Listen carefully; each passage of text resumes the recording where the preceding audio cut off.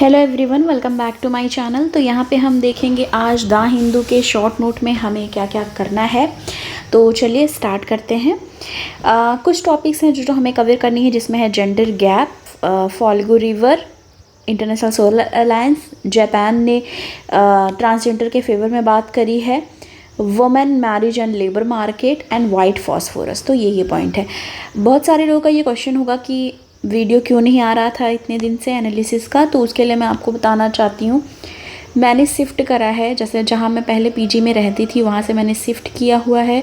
तो एक दिन तो शिफ्टिंग में लगा सब कुछ करने में, और यहाँ पे जहाँ मैंने शिफ्ट किया है यहाँ पे वाईफाई नहीं है, तो उसके लिए प्रॉब्लम हुई। पर अभी भी वाईफाई नहीं है, इसलिए मैं सिर्फ शॉर्ट नोट वाला प्रोवाइड कर रही हूँ, और चीज़ें नहीं प्रोवाइड कर पा रही हूँ। जब वाईफाई लग जाएगा तो आपको एनालिसिस का वीडियो, शॉर्ट नोट का वीडियो, सीसैट का वीडियो, और जितने भी आप जिस तरीके के चाहोगे, और मैं और जो भी लोग हैं जिनको जैसे मैथ्स के लिए, रीजनिंग के लिए एक्सपर्ट है, जिनको आती है, उनसे वीडियो मतलब वो यहाँ पे आपको प्रोवाइड हो जाएगी। तो ये था रीज़न, इस वजह से वीडियो नहीं आ पा रही थी। आगे हम पढ़ते हैं। पहला पॉइंट हमारा जैसे जेंडर गैप से रिलेटेड है, तो इसमें हम देखेंगे क्या क्या बातें कही जा रही हैं। क्या है, जेंडर गैप में बात की जा रही कि man consistently earn more than women. मतलब इसमें कहा जा रहा है कि जो मेंस हैं, मतलब आदमी औरतों के कंपैरिजन ज़्यादा अर्न करते हैं in all form of work. वो चाहे जिस टाइप का वर्क हो, मेन ज़्यादा अर्न करते हैं comparative women. Gender gap earning की बात करें तो इसमें क्या कहा जा रहा है, gender gap earning increase for self employed worker but decrease for regular wage worker. तो कहा जा रहा है कि जो जेंडर गैप अर्निंग है वो इंक्रीज हुई है सिर्फ जो सेल्फ एम्प्लॉयड है, मतलब जिनका खुद का बिजनेस है या खुद का उन्होंने चीज़ें कर रखी है, खुद का काम स्टार्ट किया है, कर रहे हैं, उनकी इंक्रीज हुई है। लेकिन जो रेगुलर वेज वर्कर हैं उनकी डिक्रीज़ हुई है। ये लाइन याद रखिए। और किसकी इंक्रीज हुई है? सेल्फ एम्प्लॉयड वर्कर्स की। वीकली आवर वर्क की बात करें तो इसमें क्या देखा गया है, वीकली आवर की बात हो रही है, घंटे के हिसाब से जो काम करते हैं। तो वीकली आवर वर्क में रिवील हुआ है जो वुमेन है on average work fewer hour than man. तो वुमेन जो है वो कम काम करती हैं कंपैरेटिव मैन, ठीक है। जो उनकी वर्किंग आवर होते हैं वुमेन के, वो कम होते हैं मेंस के कंपैरिजन में, with the largest gap in self employment, ठीक है। तो ये लाइन भी हमें याद रखनी है। अब ये जो आर्ली अर्निंग है, ठीक है, जो टाइम के हिसाब से या घंटे के हिसाब से जो अर्निंग है, इसमें क्या कहा जा रहा है, मैन अर्निंग 24% मोर इन 2023। तो 24% जो मेंस हैं, ठीक है, उनकी अर्निंग 24% ज़्यादा हुई है 2023 में, और जो वर्किंग है 19% लॉन्गर आर देखी गई है। मतलब 19 घंटे ज़्यादा काम किया है और 24% ज़्यादा अर्न किया है। 2023 की बात हो रही है ये। इनइक्वालिटी के टर्म्स में देखो तो कुछ इनइक्वालिटीज़ भी देखी जाती हैं, जैसे कैजुअल लेबर, ठीक है, सेल्फ एम्प्लॉयमेंट, ये इनमें थोड़ी सी इनइक्वालिटी देखने को मिलती है। जैसे कैजुअल लेबर का काम है, उसमें इनइक्वालिटी के कुछ फैक्टर्स आपको देखने को मिलेंगे, एंड सेल्फ एम्प्लॉयमेंट में भी। नेक्स्ट हमारा आया है फाल्गु रिवर। आपको पता है जैसे रिवर हो गई, ठीक है, और अर्थक्वेक हो गया, सुनामी हो गई, ओके, और फ्लड हो गया, और आप कह लो ऐसे बहुत सारे टॉर्नेडो हो गए, या ऐसे बहुत सारी चीज़ें हैं जो ज्योग्राफी का one of the major topics होते हैं। तो उसी में अगर आप ये ऐड करोगे तो फाल्गु रिवर से रिलेटेड ले लो, न्यूज़ में है तो पूछा जा सकता है। ये कहाँ पे है? ये लोकेट करती है गया, बिहार में, ठीक है। ये कहाँ पे है? बिहार में। और वो जगह कौन सी है? गया। ये एक सैक्रेड रिवर है। सैक्रेड रिवर मतलब इसका पवित्र रिवर माना जाता है हिंदू धर्म में और बुद्धिस्ट धर्म में भी। लॉर्ड विष्णु टेम्पल यहाँ पे है, जो कि है विष्णुपद मंदिर, ठीक है। यहाँ पे विष्णुपद मंदिर है जो कि बैंक ऑफ फाल्गु रिवर पे सिचुएटेड है, वहाँ पे है। और इसको निरंजना रिवर भी कहते हैं। अब क्या क्या चीज़ें यहाँ से पता चली हमें फाल्गु रिवर के बारे में, कि ये गया बिहार में है ये रिवर। मतलब पूछ लेगा ना वन ऑफ द ऑप्शन कि ये रिवर कहाँ पे है, तो आपको पता होना चाहिए बिहार में है ये, गया जगह पे। हिंदू और बुद्धिस्ट के लिए ये इम्पॉर्टेंट एक है उनका ठीक है। धार्मिक रिवर कह लो या फिर कह लो पवित्र रिवर, वो मानते हैं इसको Holi river. Lord Vishnu temple है, विष्णुपद मंदिर, और ये इसको निरंजना रिवर भी कहते हैं। ISA international solar alliance, international solar alliance ISA, इसकी बात करेंगे अगर, ये आपको याद होगा 2022 में लगातार ये आता था इंटरनेशनल सोलर अलायंस से रिलेटेड, फिर से इस पे बात हुई है। तो क्या कहा जा रहा है इसके बारे में थोड़ा सा देखेंगे। ये एक्शन ओरिएंटेड मेंबर ड्रिवन और कोलैबोरेटिव प्लेटफॉर्म है ये ISA इंटरनेशनल सोलर अलायंस। और ये किस चीज़ के लिए है? ये है इंक्रीज़ करने के लिए डिप्लॉयमेंट सोलर एनर्जी टेक्नोलॉजीज़ में, जैसे कि means for bringing energy access, मतलब एनर्जी एक्सेस हो, इंश्योर किया जाए एनर्जी सिक्योरिटी। और ये किन के लिए? और एनर्जी ड्रिवन, मतलब 3 चीज़ याद रखो, एनर्जी एक्सेस, इंश्योर करना एनर्जी सिक्योरिटी को, और ड्राइविंग एनर्जी ट्रांजिशन। ठीक है, किन के लिए? ये मेंबर कंट्रीज़ के लिए, जो इसके मेंबर कंट्रीज़ हैं ISA के, उनके लिए है। अब इसमें क्या कहा जा रहा है? Sun to help member countries, मतलब जो सन है वो क्या करेगी? हेल्प करेगी कंट्रीज़ को, मतलब सन है उसका यूज़ किया जाएगा, क्योंकि सोलर अलायंस है तो ऑब्वियसली, ठीक है, यूज़ ऑफ सोलर रेडिएशन ये सब होगा। तो किस चीज़ के लिए है? Sun to help member countries to develop low carbon growth. आपको पता होगा low emission, low carbon growth, इस पे ज़्यादातर फोकस क्लाइमेट चेंज के पर्सपेक्टिव से किया जाता है। तो फोकस किस चीज़ पे है? Delivering impact in countries. अब देखो, लो कार्बन ग्रोथ की बात करी गई है और फोकस किया गया है डिलीवर करने के लिए इम्पैक्ट, किन किन कंट्रीज़ पे इम्पैक्ट डालने की बात हो रही है? जो लीस्ट डेवलप कंट्रीज़ हैं और स्मॉल आइलैंड डेवलपिंग नेशंस हैं, उन पे एक पॉजिटिव इम्पैक्ट डालने की कोशिश है कि उनको मतलब ये हो कि हाँ क्या क्या चीज़ें की जा रही है लो कार्बन ग्रोथ के लिए।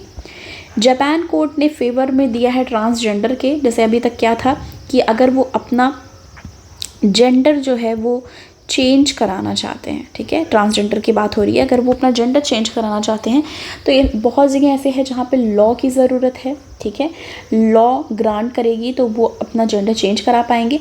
तो जापान कोर्ट ने फेवर में बात की है ट्रांसजेंडर की, चेंज देयर जेंडर, मतलब उनके जेंडर को चेंज करने के उसमें, तो बोला है there is no need of any law, उनका ऐसा मानना है। और एक टर्म ये अपना है ना कि उनकी खुद की बॉडी है, तो उस तरीके से उन्होंने डिसीजन ये दिया होगा। पर ये ऐसा किसने फेवर में बात की है ट्रांसजेंडर की, तो इसके टर्म में आपको जानना होगा, जापान ने बात की है।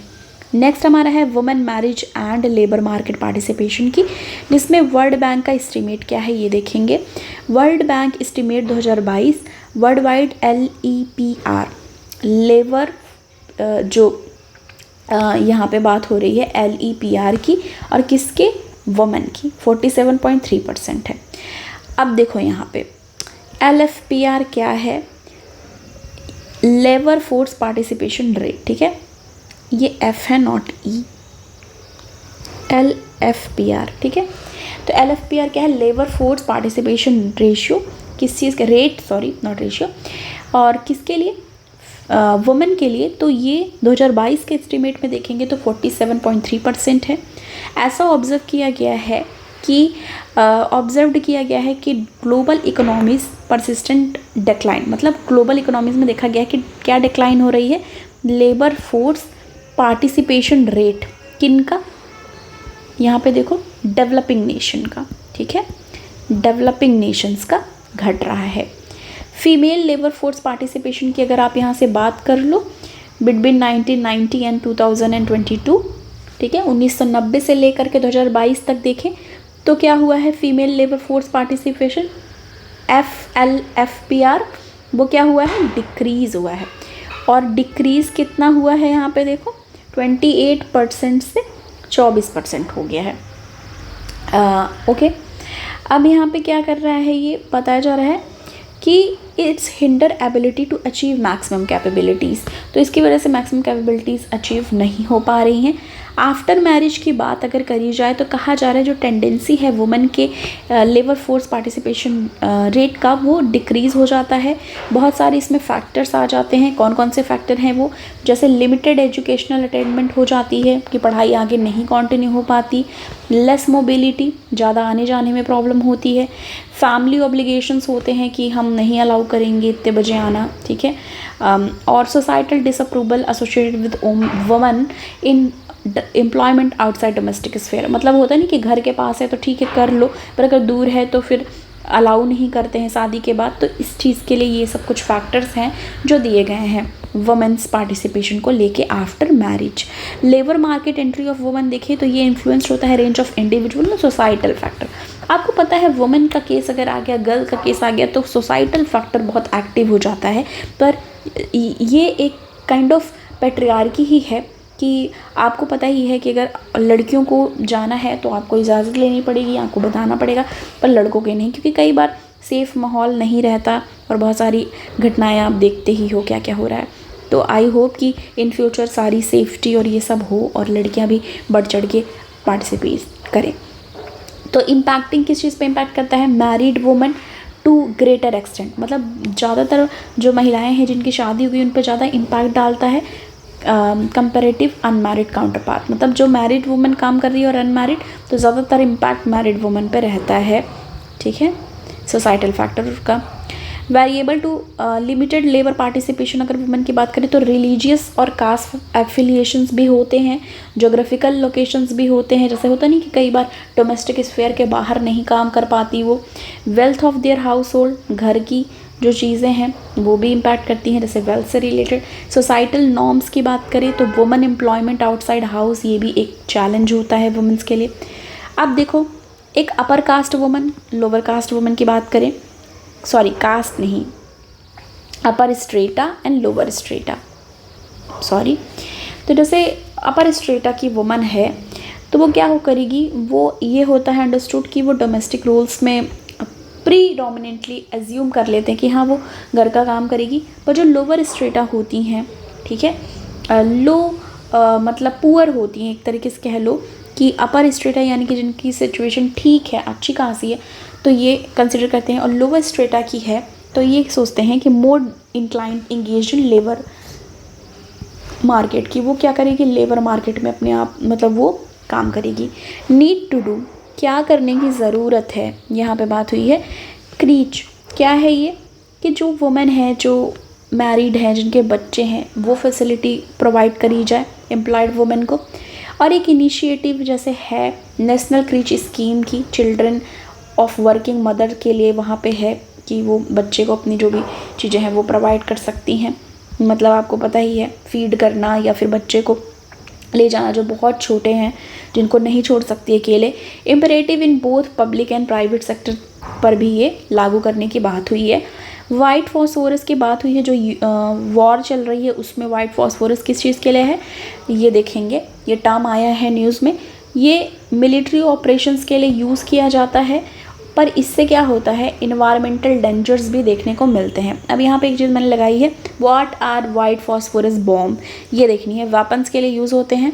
तो वाइट फॉस्फोरस एक लीथल केमिकल है capable of burning human skin, जिससे ह्यूमन स्किन तक को जला सकता है। Disintegration tissue deep inside the body, it ignite when expose to oxygen and continue to burn until it's deprived of oxygen और exhausted. मतलब देख लो कि ये क्या करता है, इग्नाइट मतलब और भी भड़का देता है और जला देता है जब ये किसके एक्सपोज में आता है, ऑक्सीजन के। क्या क्या है, flash burn can lead to vision impairment, vision impairment मतलब आँखों की प्रॉब्लम हो सकती है। Inhalation, inhaling the smoke can lead to respiratory distress, अगर जो है ये इसको आपने सांस के थ्रू ले लिया तो रेस्पिरेटरी डिस्ट्रेस हो सकता है, डिजीज़ हो सकती है। Skin burn through it's victim bodies, और ये बर्निंग होगी स्किन में। तो ये सारी चीज़ें यहाँ पे है। गाजा सिटी पोर्ट ऑन अक्टूबर, देखो ये आप यहाँ पे देख लो क्या हुआ है यहाँ पे, airburst of artillery fired white phosphorus fall over the Gaza city port on October 11, 2023। Mohammed अदे, मतलब ये नाम नहीं याद रखने की ज़रूरत है, पर गाजा में ये ऐसी चीज़ें देखी गई, इसके लिए ये न्यूज़ में है। The use of white phosphorus as an incendiary weapon in area with civilian population is banned by the United Nations Convention on certain conventional weapon। तो UNSC ने क्या किया है, इसको यूनाइटेड नेशन कन्वेंशन ने इसको क्या किया है, बैन किया हुआ है कि आप इसे नहीं यूज़ कर सकते हैं, पर अभी वॉर जो हो रही है वहाँ पे यूज़ हुआ है, इसके लिए ये न्यूज़ में है। तो ये चीज़ें थी जो हम यहाँ पे अपना डिस्कस किया। आज के लिए ये सारे टॉपिक्स बहुत इंपॉर्टेंट थे और जल्द ही वाईफाई की सुविधा हो जाती है तो मैं आपको चीज़ें रेगुलर बेसिस पर प्रोवाइड करूँगी। पर हाँ, फिर भी वाईफाई जब तक नहीं भी है तब तक मैं ये शॉर्ट नोट आपको प्रोवाइड करती रहूँगी, तो उसके लिए आप एकदम रिलैक्स रहें। थैंक यू, मिलती हूँ नेक्स्ट वीडियो के साथ।